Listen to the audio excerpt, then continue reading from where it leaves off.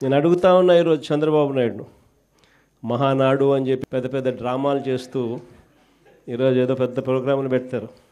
నేను అడుగుతా ఉన్నా, మీ వేదికపై నుంచి నీకు చెప్పే ధైర్యం ఉందా? మీ కార్యకర్తలను గడప గడప తిప్పే ధైర్యం మీకు ఉందా అని అడుగుతా ఉన్నా. ఇదే చంద్రబాబు నాయుడు.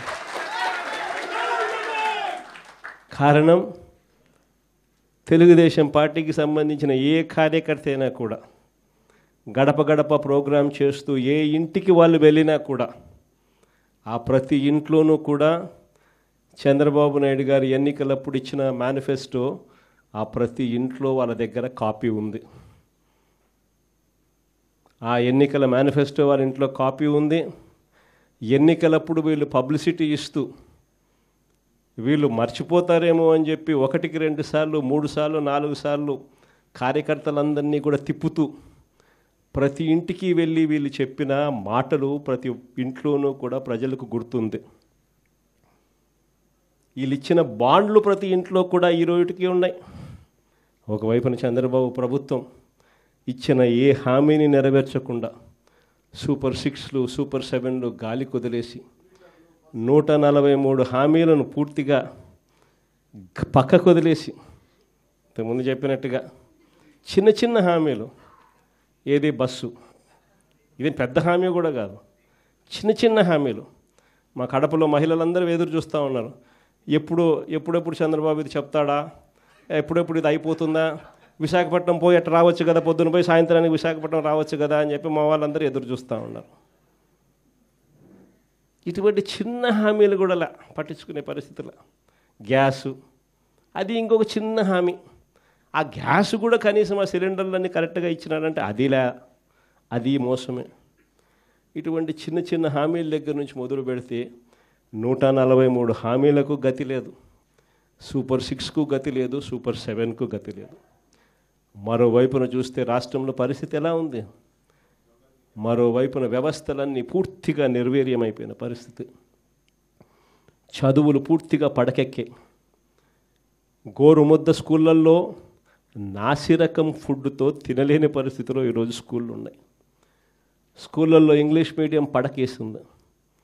3వ తరగతి నుంచి పిల్లలకు టోఫుల్ చెప్పిస్తూ, టోఫుల్ను ఒక పీరియడ్గా ఇంట్రడ్యూస్ చేస్తూ మన పిల్లలు గొప్పగా ఇంగ్లీష్ నేర్చుకోవాలని ఆరాటపడిన మన పాలనతో చూస్తే వీళ్ళు వస్తూనే టోఫుల్ పీరియడ్ని ఎత్తేసినారు. నాడు నేడు పనులు ఆగిపోయాయి. 8వ తరగతి పిల్లల చేతుల్లో ట్యాబులు కనిపించాల్సింది ట్యాబులను కూడా దూరం చేసినారు ఈ పెద్ద మనిషి చంద్రబాబు నాయుడు పాలనలో. అమ్మ ఒడి ఇస్తూ తల్లులను ప్రోత్సహించాల్సింది పోయి అమ్మ ఒడికి పంగనామాలు పెట్టినాడు ఈ పెద్ద మనిషి చంద్రబాబు నాయుడు. మరోవైపు చూస్తే ఫీజు రీయింబర్స్మెంట్ లేదు. మరోవైపు చూస్తే వసతి దీవెన లేదు. సంవత్సరం అయిపోయింది, ఇంతవరకు పిల్లలకు కట్టాల్సిన ఫీజులు 0. ప్రతి 3 నెలలకు ఒకసారి, 3 నెలలు అయిపోయిన వెంటనే మన ప్రభుత్వంలో క్వార్టర్ అయిపోయిన వెంటనే మనం ఫీజులు ఇచ్చేవాళ్ళం. నెక్స్ట్ క్వార్టర్ లేక పడుతూనే ప్రతి క్వార్టర్ ఫీజులు మనం 3 నెలలకు ఒకసారి అయిపోయిన వెంటనే ఇచ్చే పరిస్థితి నుంచి ఈరోజు సంవత్సరం అయిపోయింది, ఫీజుల గురించి పట్టించుకునే నాతులు లేడు.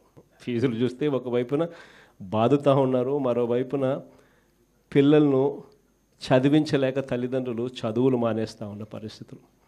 వసతి దీవెన పడకేసేస్తుంది.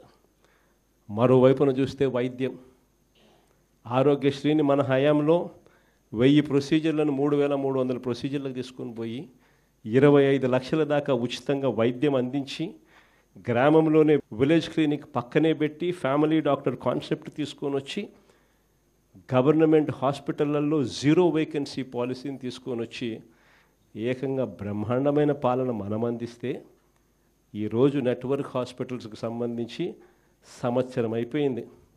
ప్రతి నెల 300 కోట్లు ఆరోగ్యశ్రీ కింద డబ్బులు ఖర్చు అవుతాయి. సంవత్సరం అయిపోయింది, 3600 కోట్లు, 300 × 12 నెలలు రూపాయిల ఆరోగ్యశ్రీ హాస్పిటల్ మొత్తం, నెట్వర్క్ హాస్పిటల్స్ మొత్తం పూర్తిగా ఆరోగ్యశ్రీ పేషెంట్ను చూడడం మానేసినారు. ఈరోజు పేషెంట్కి ఏదైనా వైద్యం పరంగా ఏదైనా ఇబ్బంది వస్తే హాస్పిటల్కు పోతే ఆరోగ్యశ్రీ పేషెంట్కి అందక పేషెంట్ అప్పులు పాలైతే తప్ప వైద్యం అందని పరిస్థితిలో ఈరోజు వైద్యం పరిస్థితి. పొద్దున ఖచ్చితంగా ఎన్నికలు ఎప్పుడు వచ్చినా కూడా రేపు పొద్దున చంద్రబాబు నాయుడు గారు అనే వ్యక్తి ప్రజలు ఈ పక్క తంతే డిపాజిట్లు కూడా రాని పరిస్థితులకి ఆ పక్క పడతాడు అనేది మాత్రం ఖచ్చితంగా చెప్తాను. ఈసారి జగన్ 2.0లో మాత్రం అలా ఉండదు. సంక్షేమము, రాష్ట్ర అభివృద్ధి, రాష్ట్ర ప్రజలే కాదు, ఈసారి కార్యకర్తలు మాత్రం అందరికన్నా పై స్థానంలో ఖచ్చితంగా ఉంటారని మాత్రం చెప్తాను. అంతేకాదు, ఈసారి కార్యకర్తల బాగోగులు ఒక్కటే కాదు చూసుకునేది, ప్రతి కార్యకర్తకు కూడా నేను ఒకటే చెప్తా ఉన్నా, ఇవాళ జరుగుతూ ఉన్న అన్యాయాలను నేను చూస్తూ ఉన్నా, మీకు జరిగిన ప్రతి కష్టం నేను గమనిస్తూనే ఉన్నా. మీ అందరికీ కూడా నేను ఒకటే చెప్తా ఉన్నా, ఈరోజు ప్రతిపక్షంలో ఉండం, అవతలో ఉంది అధికారం, అవతలోడు కష్టాలు పెడతాడు, అధికార దుర్వినియోగం చేస్తున్నాడు, పర్వాలా తీసుకుండా. ఎవడు అన్యాయం చేసినా కానీ మీ అందరికీ చెప్తా ఉన్నా, నేను రెడ్ బుక్ అన్నాను కానీ మీ ఇష్టం వచ్చిన బుక్లో పేరు రాసుకోండి.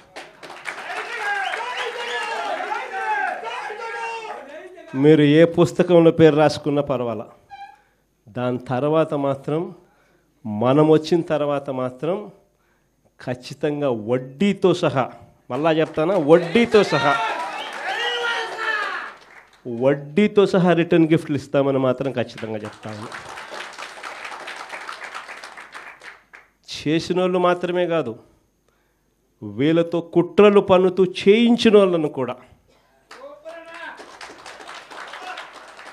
చేసిన వాళ్ళు మాత్రమే కాదు, వీళ్ళతో కుట్రలు పన్నుతూ చేయించిన వాళ్ళను కూడా, సప్త సముద్రాల అవతలున్నా కూడా, రిటైర్డ్ అయిపోయి వెళ్ళిపోయినా కూడా అందరినీ తీసుకొని వచ్చి చట్టం ముందర నిలబెడతాం. అన్యాయం చేయడానికి కోసం వీళ్ళకు యూనిఫామ్ ఇవ్వాల, న్యాయంగా ధర్మంగా పాలన చేయడం కోసం యూనిఫామ్ ఇచ్చారు. మన హయాంలో ఎలా చేసాం మనం పాలన? మన హయాంలో జగనన్నకు చెబుదామని ఒక నెంబర్ ఇచ్చిన, స్పందన అని చెప్పి ప్రతి వారం కలెక్టర్ల దగ్గరికి పోయి చెప్పుకునే అవకాశం ఇచ్చినాం. అందరికన్నా అత్యధికంగా చెప్పింది ఎవరు? తెలుగుదేశం వాళ్ళే. అందరికన్నా ఎక్కువ చెప్పింది తెలుగుదేశం వాళ్ళే. జగనన్నకు చెబుదామని చెప్పి ఫోన్ చేస్తే చాలు, అవతల ఎమ్మెల్యే అడ్డుకున్నా కూడా వాళ్ళకి మంచి చేసింది మన హయాంలో జరిగింది. స్పందనలో అత్యధికంగా కంప్లైంట్ చేసింది వాళ్ళు. ఎమ్మెల్యే లాంటి వాళ్ళు అడ్డుకున్నా కూడా వాళ్ళకందరికీ కూడా వాళ్ళని కాదని మంచి చేసింది మీ జగన్. కానీ ఈరోజు ఏం జరుగుతూ ఉంది? ఈరోజు ఏం చేస్తూ ఉన్నారు? ఈరోజు నిజంగా వీళ్ళు చేస్తూ ఉన్న అన్యాయాలకు ఖచ్చితంగా వీళ్ళు వడ్డీతో సహా వీళ్ళకు అర్థమయ్యేట్టుగా జరిగితేనే రేపొద్దున ఇంకొకసారి ఈ తప్పులు చేయకుండా రాష్ట్రం బాగుపడుతుంది.